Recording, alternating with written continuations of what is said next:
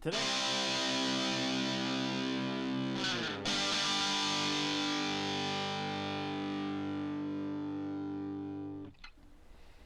Now going over to the political part of the podcast, you have UAW Shawn Fain, October 13th live stream, but without censorship and with my charming personality. So this comes as, what is it?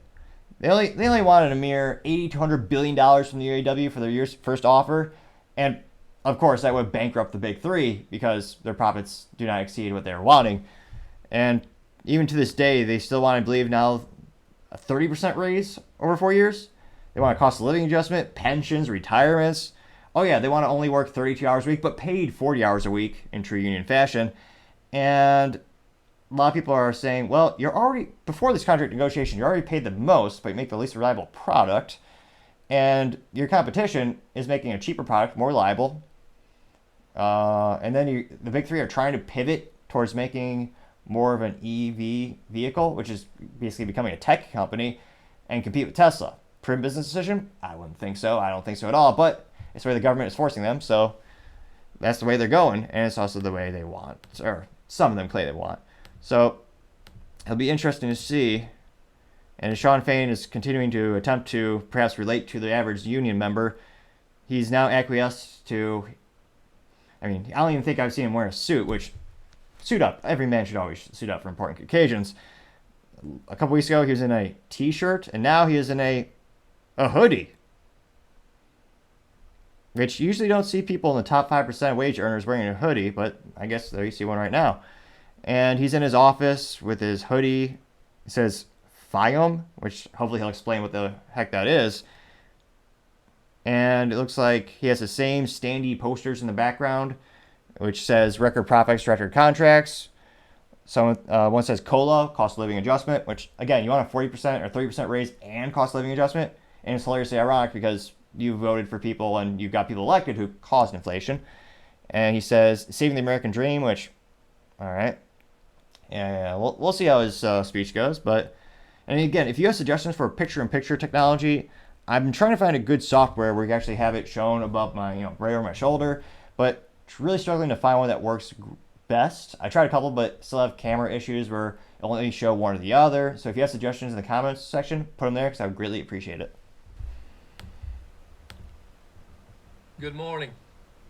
Before we get started, I want to acknowledge our international union family who have made the long trip to the United States to stand in solidarity and stand up with our members. Leaders from fain, the largest industrial union in Italy, came here. I'm wearing their hoodie today. They were joined by our union family from Unite, the powerhouse UK union.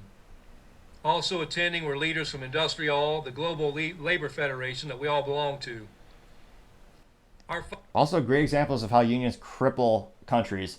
When you look at countries who have the most technological innovations, the most automotive innovations, you look at the countries that are the best, it's non-unionized businesses in the United States. You have the antithesis, you have places like France where they work 2 hours a day, and I'm only partially joking because they work so few hours. But nevertheless, of course, they want to emulate Europe and work very, very little. Fight's not just about us. It's about the working class. Oh. Our companies exploit workers across borders. It's our job to unite and organize across the borders as well.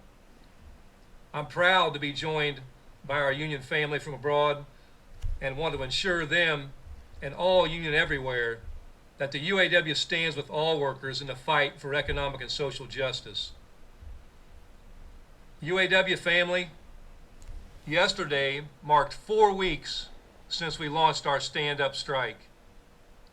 I want to take some time today to talk about where we're at, what we've accomplished so far, and what's next for our fight for justice at the Big Three.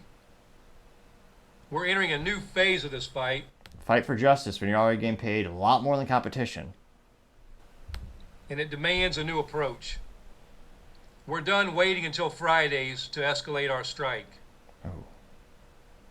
Today, we're not announcing an expansion of our strike, but we are prepared at any time to call on more locals to stand up and walk out. As always, I want to first take time to honor our UAW family that's currently on strike. Tomorrow marks a full month on strike at the Big Three for our first wave of stand-up strikers. Local 900 at Ford, Michigan Assembly, Local 2250 at GM's Wentzville Assembly Plant, and Local 12 at Stellantis' Toledo Assembly Plant. So tomorrow, I'm calling on all of our UAW members and our allies to head to a picket line. Celebrate these members who are leading the way. And not just our Big Three members, not just for the UAW, but for the entire working class. Our stand-up strikers embody the best of our union. The sacrifice, the courage, the creativity, and the pride. The picket line is a sacred place. There's a lot of long, dark nights, and there's some bright, joyful days. We reunite with old friends, and we make new ones. We learn what it means to stick together through hard times. And it's not just the Big Three. Blue Cross Blue Shield of Michigan also just marked 30 days on strike. ZF in Alabama is coming close to that point. And our union family at Thombert, Dometic, and West Rock have all been on strike for longer than a month. They're holding the line for a fair contract and are holding out against concessions. Our latest strike is at Mack Trucks. Our union family at Mack overwhelmingly voted down a tentative agreement. They decided they were not done pushing and they want to fight for more. And this is critically important. The ultimate authority in our union is the membership. We decide together whether we've won enough or whether we need to keep fighting for more. That's the union difference. The boss doesn't decide, the UAW president and the IEB don't decide. The membership decides. And we collectively decide just like we collectively bargain. You know, there's some that are trying to say that I'm raising members' expectations too high. They think it's dangerous to tell the working class they deserve more. I want to be clear on this point. I didn't raise members' expectations. Our broken economy is what's raising our members' expectations. And who caused that, Shawn? Who did you overwhelmingly give political donations to? Oh yes, the politicians who printed more money than ever before. The politicians who are causing 40-year hyperinflation. Okay, interesting. And our members are right to be angry. Corporate America rebounded after the Great Recession, and profits are soaring. In fact, corporate profits have hit a 70-year high in 2022. Meanwhile, the working class has kept going backwards.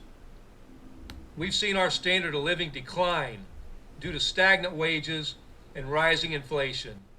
Again, inflation. Who did you vote for, Shawn?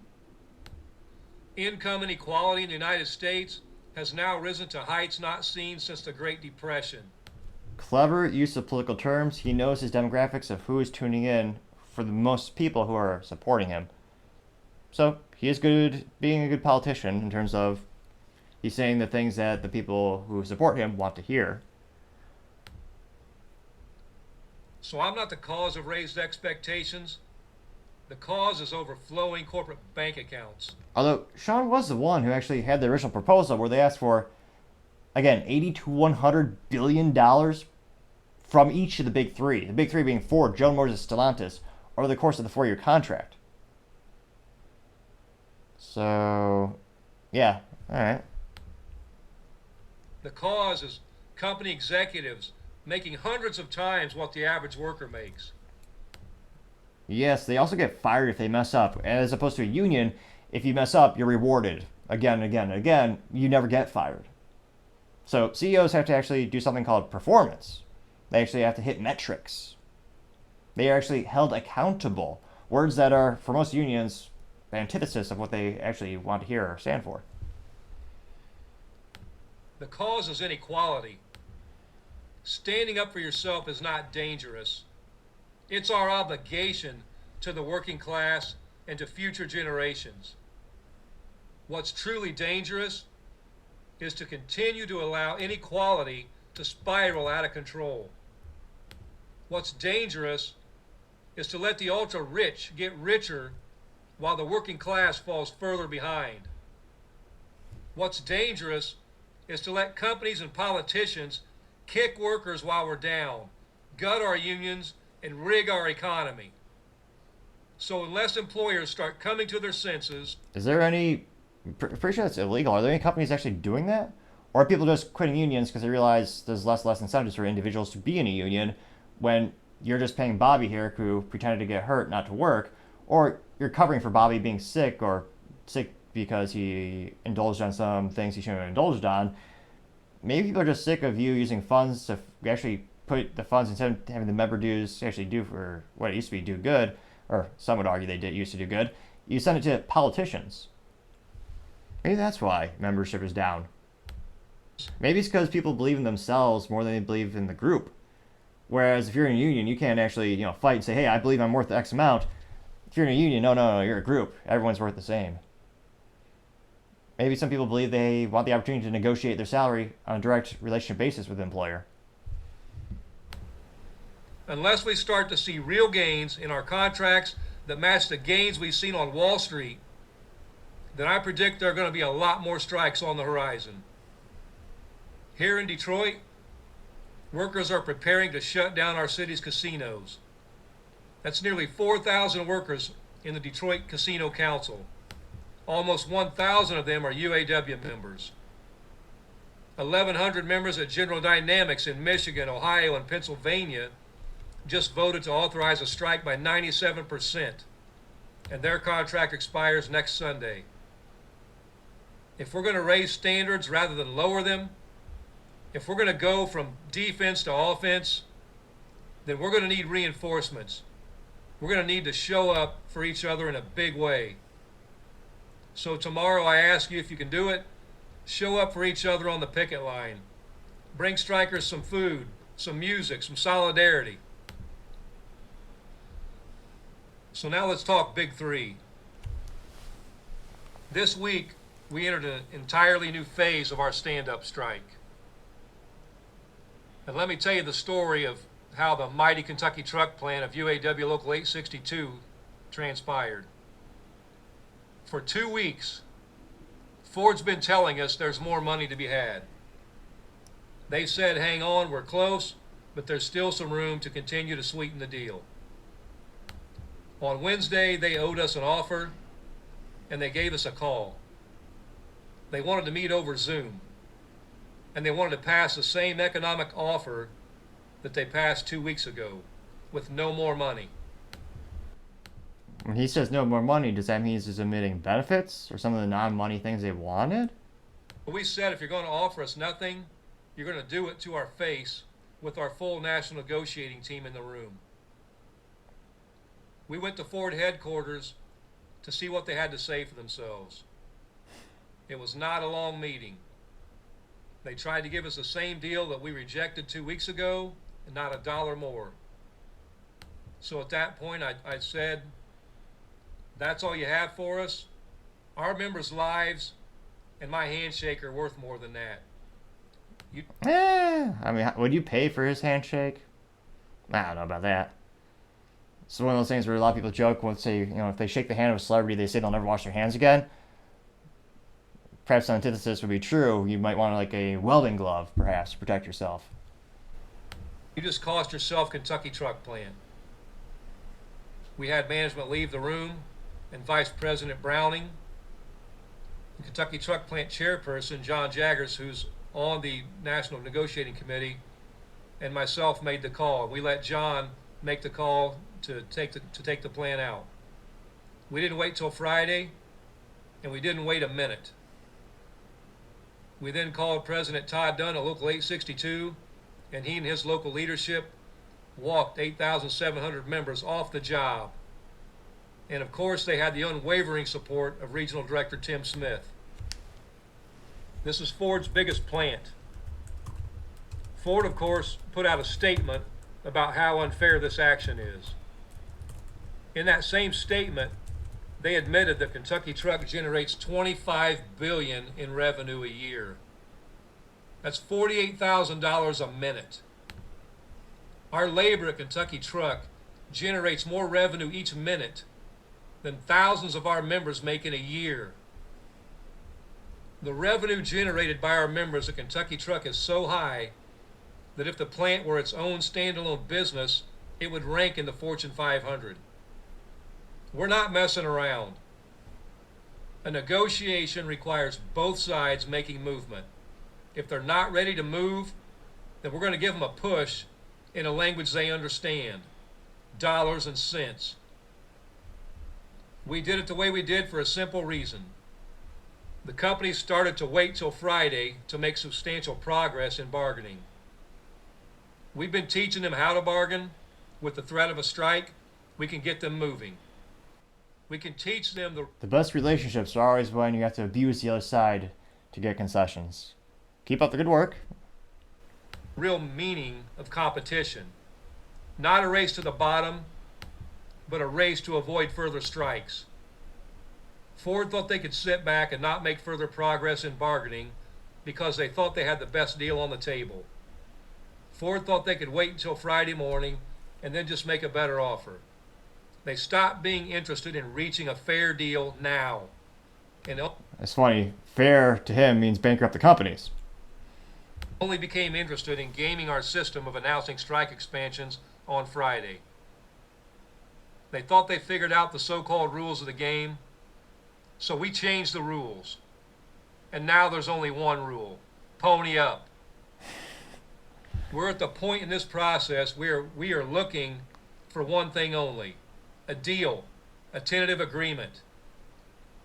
I wish I had more updates or good news for all of you out of GM or Stellantis, but the fact is we're still bargaining hard with both of those companies, and they're now on notice that we are entering a new phase in this fight. That's why I was late this morning, that I had Stellantis here, and we were meeting with them with some of the committee members, and we gave them assignments, so we'll see where things go. When I tell all of you members to be ready to stand up, I mean it. We're not waiting until Fridays anymore. We're not sticking to one pattern or one system of giving these companies an extra hour or an extra day. They know what needs to happen, and they know how to get it done. Taking out Kentucky Truck sent a very clear message not only to Ford, but to GM and Stellantis as well. The message is hire Band-Aids, which are sometimes pejoratively called scabs, and move to states and countries that are good for business and allow you to make a profit. Is that the message he's trying to send? Because that's the message I think a lot of them are hearing. Don't you dare slow walk us or lowball us. We will take out whatever plants they force us to. And to be clear, we remain in a very, very strong position. Already the wage offers we've received are more than the combined raises of the past 15 years. Coal is back on the table in a serious way. Our progression at Ford is back to where it was in the mid-1990s. But the reason we need record contracts from these companies making record profits is because we are here to address decades of falling standards and unfair treatment of the American auto worker. Now, Ford made a lot of noise after we took out Kentucky Truck Plant. As the saying goes, a hit dog will holler. He is smiling like a mobster in this picture right here. An apt metaphor. Yesterday, a Ford executive told the press that on the economics, the company has reached our limit. He also said the company has stretched ourselves to get to this point. You know, I found a pathetic irony in that statement. You know who's reached their limit? The tens of thousands of Ford workers with no retirement security. You know who stretched themselves? The Ford workers who didn't get a single raise for a decade. You might remember the video we made about Sarah Chambers, a 17-year UAW member at Ford Local 182. It took her 16 years to make it to top pay. When are we going to talk about Sarah's limit? The Kentucky truck plant we just shut down in Louisville generates $48,000 in revenue per minute. That's vastly more than the lowest paid Ford workers make in a year. Now you see, Shawn, in business, there's these fascinating things called revenue and profit. They're actually different things. Now, you can make $1 million a year in revenue, but if the profit is 1%, you're not going to be able to keep the lights on. I feel like I need to clarify this because he keeps using these different points to make him sound better. But yeah, revenue is not the same as profit. And also, you're taking that money from the more profitable divisions to reinvest it into the EV group, which is still losing money. So he's not talking about how the Ford Mustang E-Mach is losing money per vehicle. But I partially digress. How much further do they want America's auto workers to stretch? We're not going to keep begging for scraps. Meanwhile, Jim Farley took in $21 million last year. So what? It's mostly stock because he's invested in the business to make the business succeed. Look at my other YouTube videos from a couple weeks back. I actually went over the executive compensation of both Jim Farley, the CEO of Ford. You have Mary Barra, the CEO of General Motors, as well as Carlos, the CEO of Stellantis, which is the parent company now behind Chrysler, Dodge, as well as Jeep. It's an overwhelming majority of the compensation package is stock, which again costs the shareholders a fraction of the price. Also, if you increase the executive's pay rate by the same as all the frontline employees, the difference is one costs millions, the other costs billions, which would subsequently bankrupt the company. Something I can't help but think they probably don't care about. Because again, they were a partial component of why GM and Chrysler went bankrupt in 2009. But I partially digress. We need him to do two things right now. Look in the mirror and look in Ford's bank account. Go get the big checkbook. Ford is still losing money on Ford Blue. Or rather, Ford EV. Ford Blue is the only thing making that money. Ford Blue being the original Ford with the F-150 truck. You got the Ford Mustang. The internal combustion engine, that division's doing great.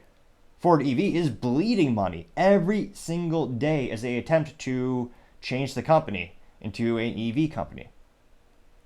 So yeah, if I was Jim Farley, I'd look in the mirror and go, yeah, we're losing money every second because of the Ford Mustang E-Mach, a little bastardized EV SUV, which they stole the name of the iconic sports car. So we're losing all this money here. We have to reinvest the profits here. And UAW has already paid more than any other automotive competitor that we're trying to compete against Tesla, and yet they're already paid more. Now they want to increase our cost by what, 20, 30, 40%? That's not fiscally possible. It's certainly not fiscally responsible. The one Ford uses when it wants to spend millions on company executives or on Wall Street giveaways. Wall Street giveaways? Do you mean dividends, which literally is thanking the people for investing in the company? The people have a vested interest in the company. And then again, executive packages cost millions. This is what he wants is billions. It's also a different job, different responsibilities. Again, benefit of the union is many people would argue lack of accountability. They are protected by the union. You have thousands of anecdotal experiences, I'm sure, in your life and mine, where you have people who are not performing, they're not showing up on time, and yet they're protected by the union. You can't fire them because of the union. Now, go back to the executives, they get fired if they have a couple bad fiscal quarters in some cases. And again, if they don't hit metrics, they don't get those millions of dollars of stocks in most cases. A lot of it is performance-based. But I, again, partially digress.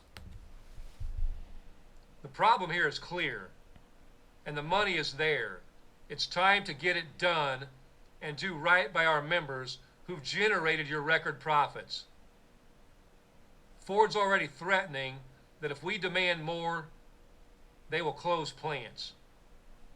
We strike for 4 weeks, and everyone loses their minds. Where were all these concerns when... Again, that's a small issue. Don't get me wrong. You're not making as much money, but again, not a lot of people are buying vehicles right now. You have ridiculously record high interest rates if you want to purchase a vehicle. What Ford is worried about is, again, the billions of additional costs that they may just have to take on because of the union. Which, again, they want to compete against Tesla. Tesla doesn't have unions. They have a lower cost of labor. They also incentivize their employees with stock to work hard and be efficient, which, again, I think that might call me crazy, but maybe that's the idea of that as an antithesis of the union in and of itself. But that might be, I'm surprised they're not asking for stock. Because, again, if you want to be rewarded and work for the upside, why not give them the stock? I think that'd be a good compromise. Give them some stock, give them an incentive. But interestingly enough, I'm not hearing that throughout these discussions. And again, there are thousands of offers and nuances. Again, I'm no doctor, but if you click the subscribe button, it might help with the stuttering. Who knows? It might. Now, it'll be interesting to see what is the breaking point for these businesses. Where, again, you watch the show, most companies are laying people off in droves. But the unions want to be paid a record amount. All right, it's almost done, I promise. 65 plants were closed over the last 20 years. Now, why were they closed? Well, because they weren't profitable. Why were they not profitable? Well, there are many reasons for that, including the design of the vehicle. Some vehicles are less popular. I mean, some of them over time the demand drops off, the profitability isn't there. But one of the biggest components also is the cost of labor as well. And of course, they're going to close the factories down if they're not making profit. One of the best use cases for a company that didn't shut down stores that were unprofitable is Radio Shack, which, again, maybe I'll do a community picture or note in the YouTube channel. But if you look at the top right, if you're watching the show, you can see the edge of Archer, which if you expand the whole sign, it says Archer Antennas. It's a Radio Shack sign. Radio Shack had so many stores. When they first went bankrupt, they were bought out by American General. A contingency of the purchase was you cannot close down any of your stores, even if they're losing money and they're right next to each other. Which, again, that just set up the chain for even just set them up for a lack of success. It set them up to fail. Again, that was not the single reason that Radio Shack went bankrupt for good the second time, but is a huge contributing factor. And I think I see a couple parallels in this situation as well when we're talking about the factories. Granted, it's on a much larger scale with the value of this factory versus the factory of a Radio Shack store, but conceptually, about the same. Why is it when they kill thousands of jobs, it's business as usual? But when working class people stand up and ask for more, it's a crisis. Ford made $77 billion in profits. They made $77 billion in profits, but they want 80 to 100 billion. Where's the math in that? So again, just for the fun, I know public schools are all-time low for every metric, really. But again, the original ask was 80 to 100 billion. Let's be conservative. We'll do it in the middle. So $90 billion, which divide by, because remember, it's a 4-year contract. So divide by 4 years. So they wanted $22.5 billion a year. And he just said Ford made, let me rewind that a fraction here. So let's see here. Working class people stand up and ask for more, it's a crisis. Ford made $77 billion in profits in the past decade. Again, apples to oranges. Now he's talking decades. What's the year? All we ask is they Okay, so that's $77 billion in the last decade. But what was the 2022 Ford profit? Ford annual profit. Let's see here. Where's Ford? Ford 2022 profit. 23.66. Annual gross profit for 2022. It was an increase from that 21 billion, then 14 billion. So at that price point, they would break it even. Which again, that's before they're paying dividends. That's not going to make the shareholders or anyone happy. Again, these companies aren't. Again, then they have to reinvest those billions into the EV projects that, ironically, the UAW is forcing them, de facto, who the UAW got elected. Invested in the people who do the work. Ford and the others. The people who do the work, so the executives too, right? Or are you hinting that only the people assembling the cars matter? There are a lot of people that are also salaried at Ford headquarters, a lot of engineers, a lot of people working there. But again, it's their perspective. They're thinking about themselves. Just talk a big game about how American they are, how they provide American-made vehicles. Ford they employ more American workers than GM and Stellantis when it comes to UAW members. and many of the vehicles are assembled here. Again, one of the reasons they went overseas and across the border is because of the cost of labor, as well as politicians having more and more regulations that hurt, hinder, and kneecap businesses. Ironically, the main politicians that you get elected with your endorsements and your copious amounts of donations. Well, made in America doesn't mean anything if it comes with falling wages, declining living standards, and an uncertain future. That's what our fight's about. We're here to save the American dream. Somebody has to stand up and say enough is enough. And it's not just me saying it. A recent poll came out from the AP. It said that only 9% of Americans are siding with the big three in this fight. Really? 9% of Americans are siding with. If that was true, every American would drive a vehicle built by the UAW. They don't. One of the reasons I bought a Honda is bulletproof. The engineers are brilliant. The workers are exceptional who assemble the vehicle. It also has a manual transmission, 3 pedals like our vehicle should. But yeah, let's see what else he is insinuating here. Think about that. Our strike's been going on for a month. And again, 9% of people are for the big three. 9% of what? Give us the sample size. How many people was that poll? What was their income level? What do they do for a living? Now, and the inverse of that is when I do a poll on LinkedIn, again, I'm giving you the sample size. I believe the last poll is 246 people, and I would say most of them are in technology jobs based on my ecosystem on LinkedIn, but 68% of them voted that they're against the union. So again, know your sample size, know where they are. Just saying that that statistic, again, if I could implore one important thing in life, when it comes to any statistics people are giving you, always ask, what is the sample size? What is the sample? Because again, there are many variables, and even just the way you phrase a poll, you could sway opinion. It's a fascinating science in and of itself, but that's something I like to drive home is, okay, he gives us that number, explain it to us. And I understand he's trying to be, going to condense, he doesn't want to have his show go on forever. But again, if you want to try to win hearts and minds, give us more data, have more of a conversation. Actually, I'm surprised he doesn't go on podcast. If you really want to win hearts and minds, he is a politician. I'm putting this politics part of the podcast because of the big political influence that the big three has. But also, he is a glorified politician, Shawn Fain. Why not go on the podcast? Because, again, public sentiment does matter in this scenario. A great way to win public sentiment and opinion would be go on these podcasts. Have a sit down where you're hanging out for 2-3 hours. It would be I would argue, be good PR for you.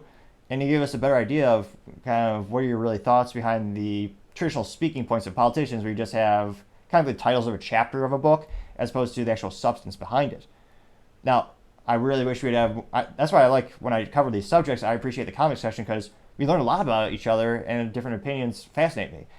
Now, I wish I could tell you what people are thinking with this, but of course, as always, the comments are disabled by default for this particular individual, Shawn Fain.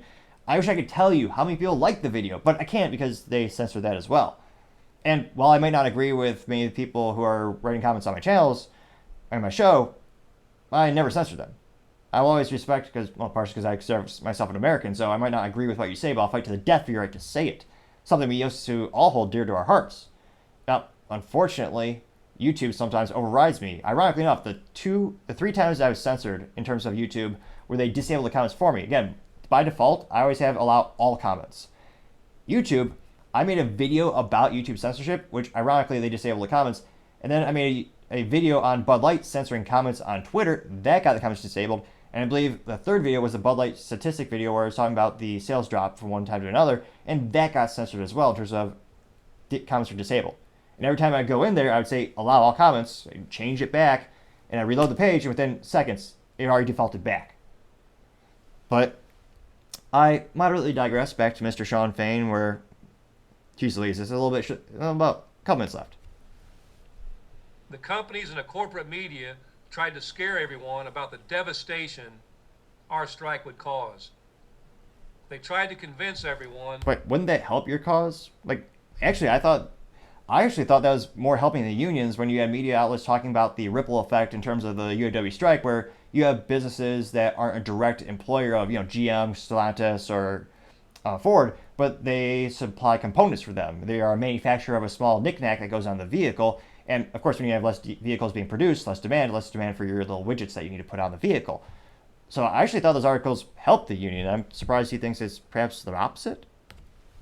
That it's dangerous for the working class to fight for more. Instead, they're learning a hard fact. The working class in this country is fed up with being bullied by rich corporations and the wealthy. The working class in this country is sticking together. They're not the ones causing record high hyperinflation, but all right. The longer our strike goes on, the more the public stands with us. I don't know about that. I mean, again, I should do this as a weekly poll on LinkedIn and maybe on YouTube as well. Because again, every social media outlet and every area has a different audience. So it's fascinating to see kind of which different groups are thinking and what their take is on the situation. But I don't think public perception is increasing. I actually follow the UAW on Facebook, as well as a couple of the parts suppliers and a couple of the dealerships.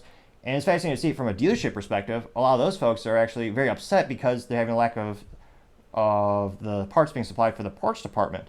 And they actually blame the unions more than the big three. And one of the things they cite when they have discussion is the absorbently already high wages that they have, especially for the industry. Now, don't get me wrong, it's not 100% with the comments. They never are in terms of being one side or the other usually. But a majority of the time with the parts departments at these dealerships, they're not supporting the unions.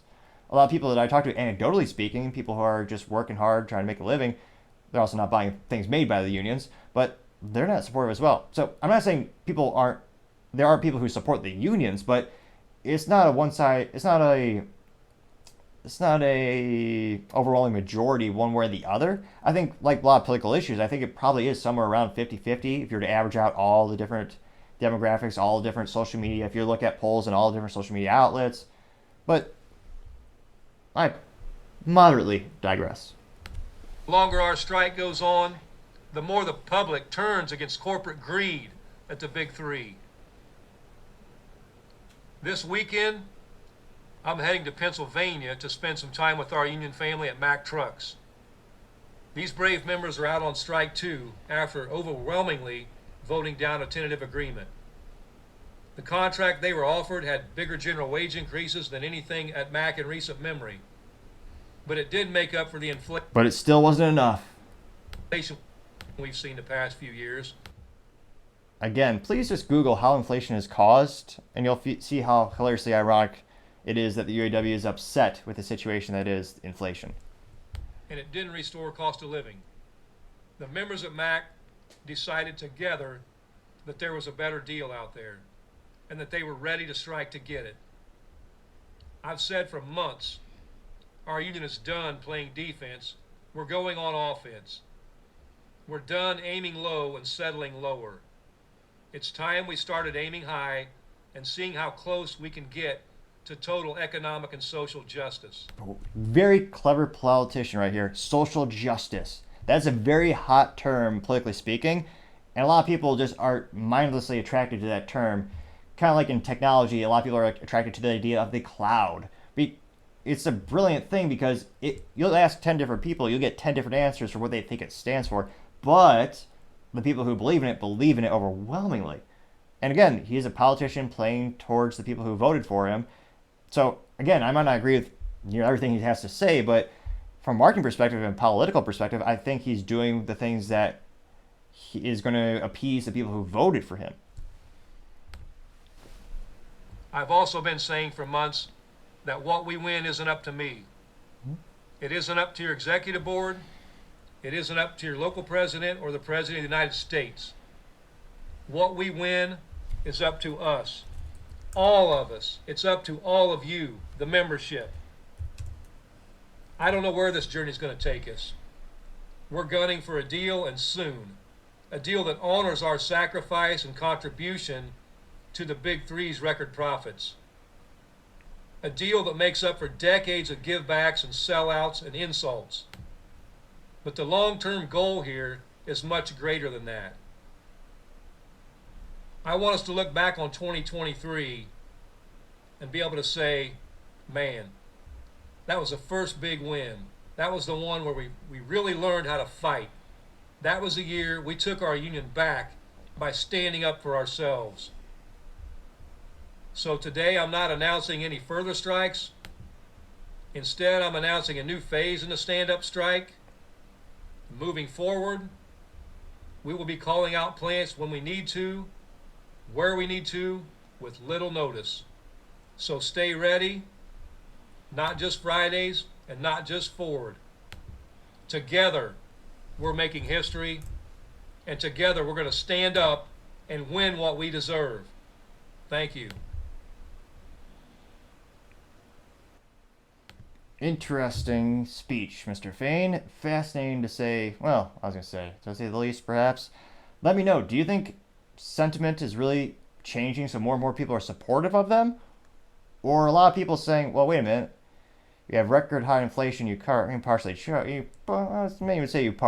are attributed to, and most companies are laying people off. You already paid the most, and yet you think you deserve more.